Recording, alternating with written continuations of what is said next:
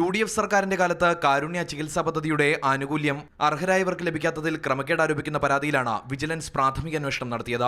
റിപ്പോർട്ടിലെ കണ്ടെത്തലുകൾ ഇങ്ങനെ: കാരുണ്യ ഫണ്ടിൽ നിന്ന് വർഷത്തിൽ 1% മാത്രമേ ഭരണച്ചിലവിലേക്കായി ഉപയോഗിക്കാവൂ എന്നിരിക്കെ 2012-2013 കാലഘട്ടത്തിൽ കൂടുതൽ തുക വിനിയോഗിച്ചു.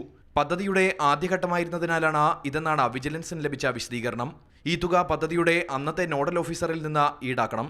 ഒറ്റത്തവണ ചികിത്സാ പദ്ധതിയിലെ തുക 3000-ൽ നിന്ന് 5000-ആയി ഉയർത്തിയപ്പോൾ ഇടനിലക്കാർ പണം തട്ടിയതായി സംശയമുണ്ട്. പഞ്ചായത്ത് തലത്തിൽ ഉള്ളവരാണോ ഇതിന് പിന്നിലുള്ളതെന്ന് പരിശോധിക്കണം.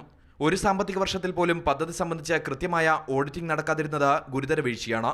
ഇപ്പോൾ നടക്കുന്ന അക്കൗണ്ടന്റ് ജനറലിന്റെ ഓഡിറ്റിൽ ക്രമക്കേട് കണ്ടെത്തിയാൽ അഴിമതി നിരോധന നിയമപ്രകാരം തുടർ നടപടി സ്വീകരിക്കാം. പരാതിയിലെ എതിർകക്ഷികളായ മുൻ മുഖ്യമന്ത്രി Oommen Chandy, KM Mani, additional chief secretary KM Ibrahim, മുൻ ലോട്ടറി വകുപ്പ് ഡയറക്ടർ എന്നിവർ അഴിമതി നടത്തിയതിന് തെളിവില്ലെന്നും കേസെടുക്കാനാകില്ലെന്നും റിപ്പോർട്ടിൽ പറയുന്നു. തിരുവനന്തപുരം വിജിലൻസ് പ്രത്യേക യൂണിറ്റ് 1-ലെ DYSP B. ഉദയകുമാറാണ് കോടതിയിൽ റിപ്പോർട്ട് സമർപ്പിച്ചത്. മാതൃഭൂമി ന്യൂസ്, തിരുവനന്തപുരം.